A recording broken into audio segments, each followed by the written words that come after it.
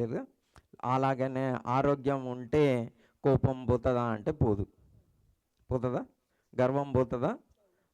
లే ఇంకెక్కువ ఉంటుంది. ఈరోజు కూడా ప్రార్థన చేయమని అడిగితే కొంచెం మరి ఏమని ప్రార్థన చేయాలని అడిగిన, ఇట్లా నొప్పులు ఉన్నాయి అంటే ఇంకా కొన్ని దినాలు ఉండని అని ప్రార్థన చేయాలన్నా అని అడిగిన. వద్దొద్దు ఇప్పటికే 4 రోజులు అవుతున్నది, జర పోనీ అని చెయ్యి. ఎందుకు అడిగినా అంటే జర ఆరోగ్యం బాగాలేకపోతే జర బాగానే ఉంటాం కదా. ఆరోగ్యం ఉంటేనే జర జర గట్టిగా మాట్లాడతాం, మెల్లంగా మాట్లాడవలసినవి కూడా. ఓకేనా? సో మనము వారు ఒక మీనింగ్ ఉన్నది. అనారోగ్యంగా ఉన్నవారు యేసుక్రీస్తు ప్రభు దగ్గరికి వచ్చారంటే ఒక మీనింగ్ ఉన్నది కదా. కానీ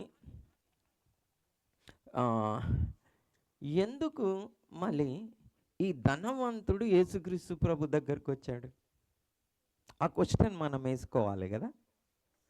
ఒక ధనవంతుడు యేసుక్రీస్తు ప్రభు దగ్గరికి వచ్చాడు, మనం చూస్తామండి ఎలా వచ్చాడు ఆయన అన్నది. ఆ విషయాన్ని మనం చేద్దాం. మార్కు సువార్త 10వ అధ్యాయము 17వ వచనాన్ని మనం చేద్దాం. మార్కు సువార్త 10వ అధ్యాయము 17వ వచనాన్ని మనం చేద్దాం. పోవుచుండగా ఒకడు పరిగెత్తుకొని వచ్చి ఆయన ఎదుట మోకాళ్ళుని, సద్బోధకుడా, నిత్య జీవమునకు వారసుడగుటకు నేను ఏమి చేయదునని ఆయనను అడిగాను. ఈయన ఎవరంట? చాలా ధనవంతుడు. కింద ఉన్నది కదా. కాబట్టి ఇక్కడ ఆ ధనవంతుడు యేసుక్రీస్తు ప్రభు దగ్గరకు వచ్చి ఎలా ఉన్నాడంట? మోకాళ్ళ నుండి యేసుక్రీస్తు ప్రభుని అడిగాడంట. ఏమని అడిగాడు? నిత్య జీవం పొందాలంటే నేనేం చేయాలి? ఎవరు అడిగారు ఇది? ధనవంతుడు, చాలా ధనవంతుడు అడిగాడు. ఎలా అడిగాడు? మోకాళ్ళుని అడిగాడు. అంటే ఎప్పుడు కూడా మనం ఏదైనా మోకాళ్ళ మీద ఉంటామంటే చాలా కష్టంలో ఉన్నప్పుడు, ప్రార్థన అవసరత ఉన్నప్పుడు జర్ర ఏం చేస్తాము? మోకాళ్ళ మీద ఉండి సాగిలో పడి ఒక లెవెల్లో తగ్గించుకొని అడుగుతాం కదా.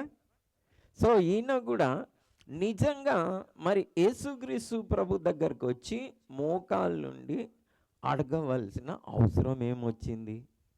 ఈయన ఇంత ధనవంతుడు, ఆ క్వశ్చన్ వేసుకోవాలి కదా మనం.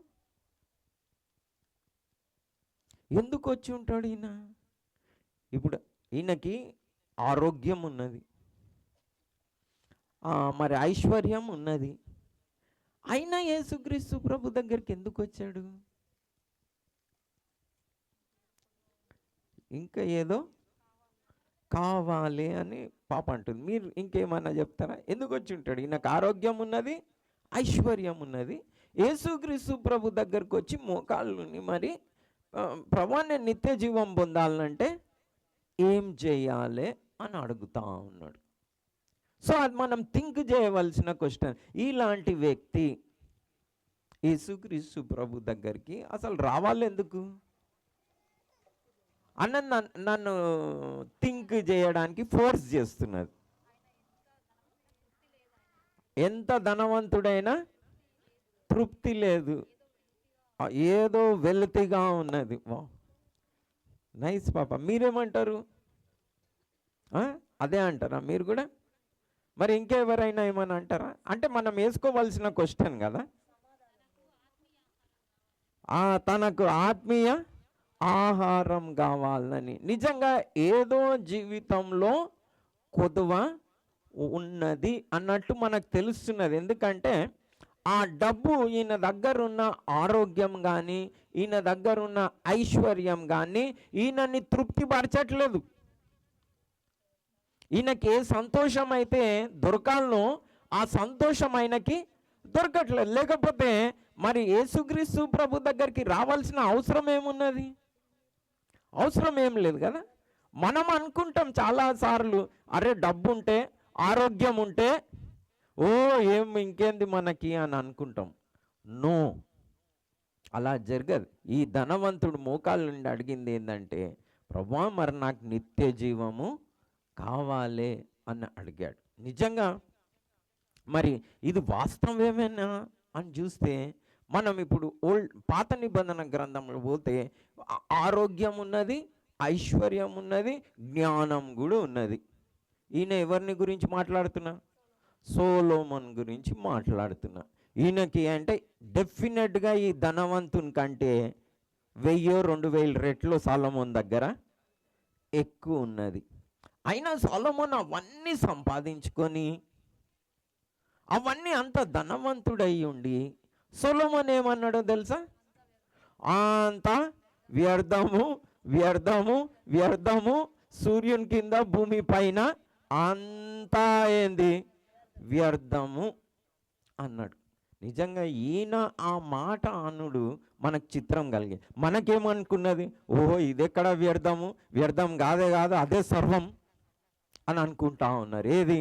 ధనమే సర్వం అనుకుంటా ఉన్నారు. కానీ వాస్తవానికి ఎవరికైతే ధనం ఉన్నదో వారేమంటా ఉన్నారు, అంతా వ్యర్థం.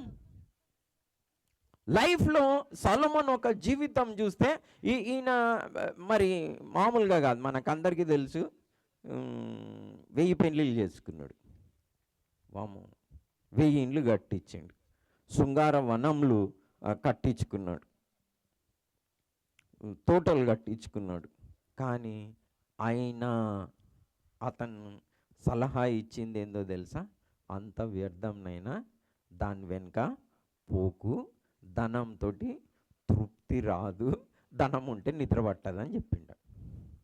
ధనం ఎక్కువ ఉంటే నిద్ర పట్టదు కానీ సొలొమోన్ చెప్పి అడ్వైజ్ ఏం చేసిండంటే అతను మరి యెహోవా యందు భయభక్తులు కలిగి ఉండండి, అది మీ ప్రాణంని కాపాడుతుంది అని ఎండ్ చేసిండు. ఏది? ప్రసంగి గ్రంథం అంతా కూడా చూస్తే ఒక్కటి ఏంటంటే, మీరు నైనా ఎప్పుడు ప్రాణం పోతుందో తెలియదు, దీని కొరకు ప్రయాసపడకండి. మరి మీ తర్వాత నిజంగా ఆ సంపాదించిన ధనం ఎవరిదవుతుందో తెలియదు. మరి ఉట్టి చేతులతో వచ్చినాము, ఉట్టి చేతులతోటే పోతాము. కాబట్టి మీరు దేవుని ఆజ్ఞలను గైకొనుటయే మానవ కోటికి విధి అని చెప్పింది చివరాజ్యం. సో మనం ఏం నేర్చుకోవాలి? నిజంగా మనం అలాగనే జక్కయ్య కూడా వచ్చింది కదా, పొట్టి జక్కయ్య. ఈయన మామూలుగా రాలే, ఈయననేమో మోకాళ్ళు ఉండి అడిగాడా. పొట్టి జక్కయ్య అయితే చెట్టెక్కి కూర్చున్నాడు కదా. నిజంగా ఒక ధనవంతుడు, ఒక ఆఫీసర్ కదా, ఈయన ట్యాక్స్ కలెక్టర్ అంటే ఆఫీసర్ హోదాలో ఉన్నాడు.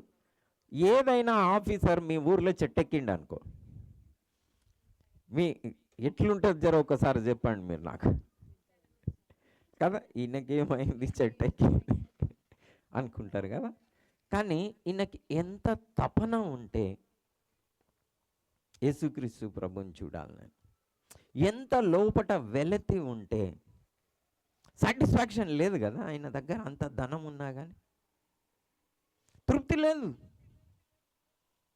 ఈయన చెట్టెక్కాడు యేసుక్రీస్తు ప్రభు దగ్గర చూడడానికి.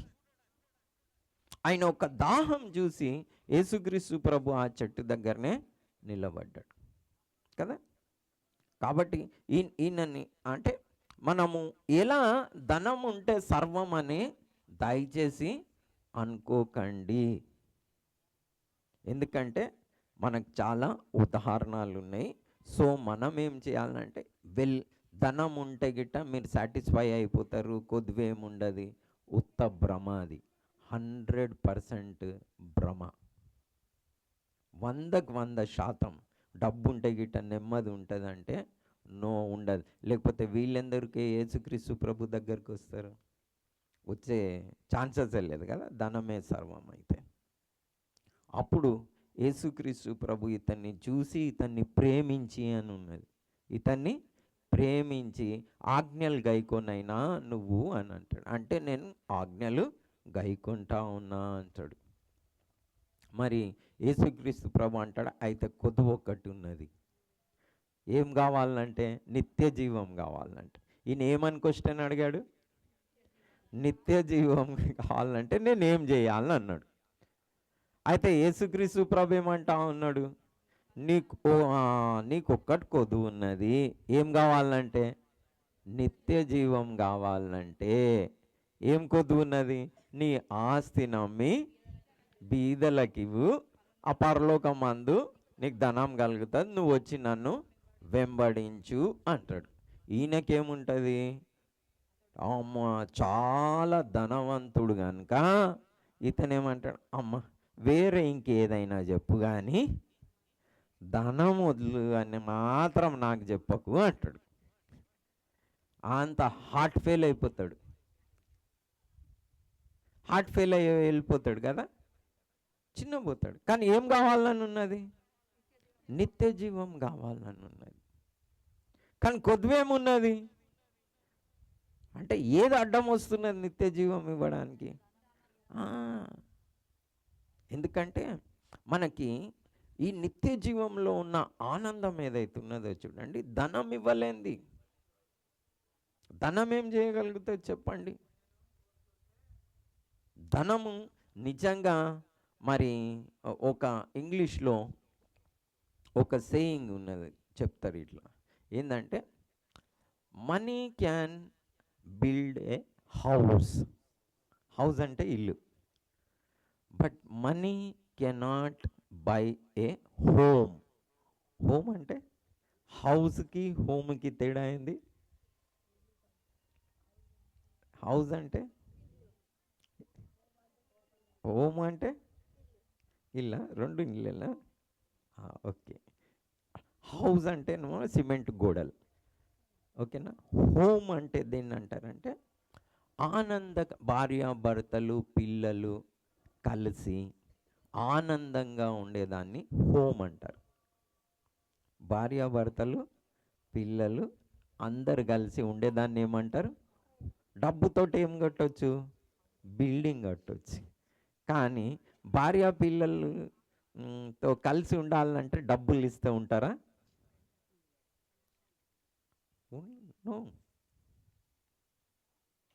సో ఈ డబ్బుతోటి మనం అనుకుంటాం ఏదో సాధించవచ్చు అని.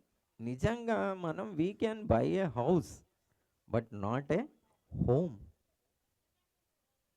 అని అన్నాడు. అలాగనే with money we can buy medicine, not health. డబ్బు ఉంటే హెల్త్ కొనుక్కోవచ్చా? మెడిసిన్స్ కొనుక్కోవచ్చు కానీ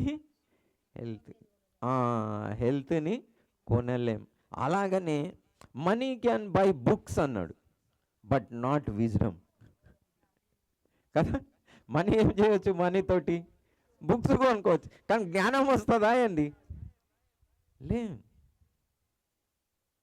సో దేవుడికి నిజంగా డబ్బే మన ప్రాబ్లం సాల్వ్ చేసినుంటే నిజంగా మనందరినీ ధనవంతులుగా చేస్తుండే.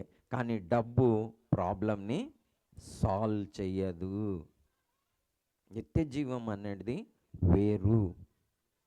కాబట్టి మనము ఈ డబ్బు ఏదైతే చెయ్యజాలదో, దేవుడు డబ్బు ఇవ్వని ఆ సంతోషము మనకు దేవుడు ఇవ్వాలనుకుంటా ఉన్నాడు.